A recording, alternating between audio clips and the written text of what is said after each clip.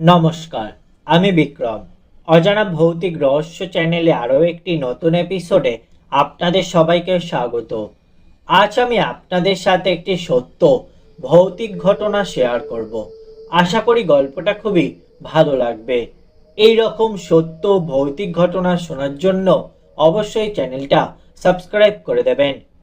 সেই ছোটবেলা থেকেই ভূত প্রেত রহস্য গল্প এইসবের প্রতি আমার ব্যাপক আগ্রহ ছিল। এই রকম একটি শোনা গল্প আজ আমি আপনাদের সাথে শেয়ার করছি। বড় ভাইয়া ছোটবেলায় গর্ব করে প্রায় বলতো, জানো আমি না পরীর চুল টেনেছি। আমি তখন মোটেও বিশ্বাস করতাম না। ভাবতাম হয়তো কোনো স্বপ্ন দেখেছে, নয়তো মজা করে বলছে আমাকে। কিন্তু খালা মামা অন্য ভাই বোন সবার মুখ থেকে ব্যাপারটা আদ্রপান্ত জানার পর এই সিদ্ধান্তে উপনীত হলাম যে কাহিনীটি সত্য। ঘটনাটা আমার জন্মের অনেক আগে। আমার মা বাবা ভাই বোন নানা নানি সবাই তখন একসাথে নানার বাড়িতেই থাকতেন।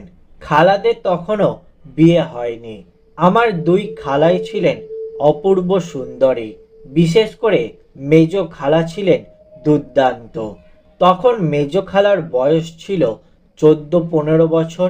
এই বয়সেই ওনার হার্টের অসুখ দেখা দিল। সেই সাথে ওনার কথাবার্তায় এবং আচরণে প্রকাশ পেল কিছুটা অসংলগ্নতা। তিনি দেখতেন জানলায় কেউ ছুরি হাতে তাকে মারার জন্য বসে আছে, যা অন্যরা কেউই দেখতে পেত না।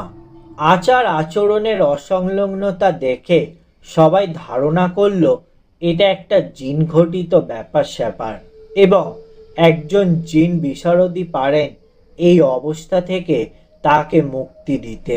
অবশেষে এক ব্যক্তির সন্ধান পাওয়া গেল যিনি জিন বশ করতে পারেন।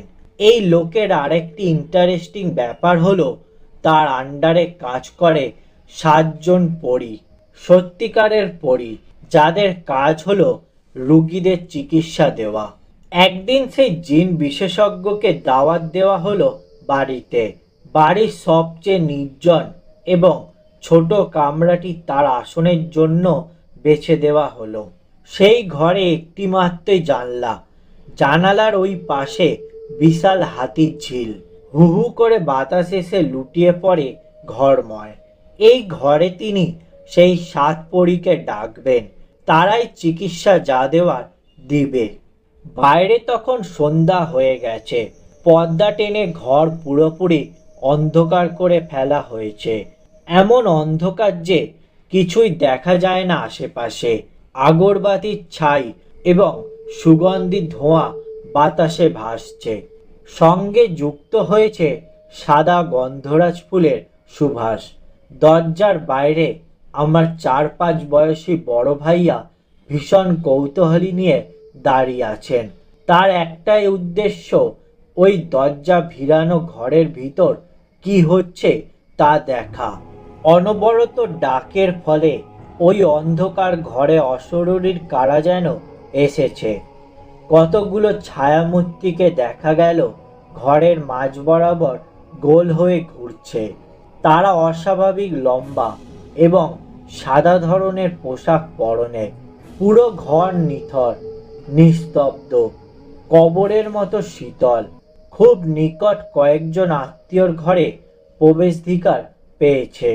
তার মধ্যে আমার ছোট খালাও ছিলেন। অবস্থা বুঝে ভাইয়া নিস্তব্ধে ঘরের ভেতর ঢুকে পড়লেন। ঢুকে তো অন্ধকারে কিছুই দেখতে পাচ্ছেন না।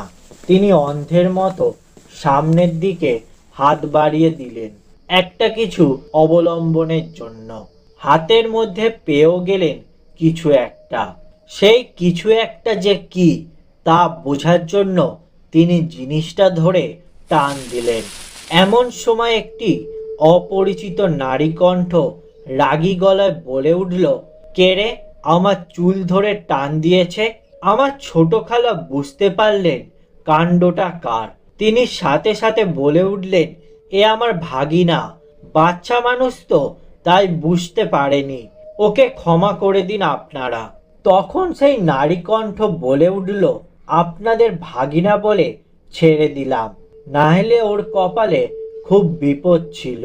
এরপর তাড়াতাড়ি ভাইয়াকে ওই ঘর থেকে সরিয়ে ফেলা হয়, প্রাণে বেঁচে যান তিনি। আমার ছোটবেলায় ভাইয়ার কাছ থেকে এই গল্পটা অনেকবারই শুনেছি। এই ছিল আজকের সত্য ভৌতিক ঘটনা। গল্পটা ভালো লেগে থাকলে লাইক, শেয়ার ও কমেন্ট করে দেবেন। এই রকম সত্য ভৌতিক ঘটনা শোনার জন্য অবশ্যই চ্যানেলটা সাবস্ক্রাইব করে দেবেন।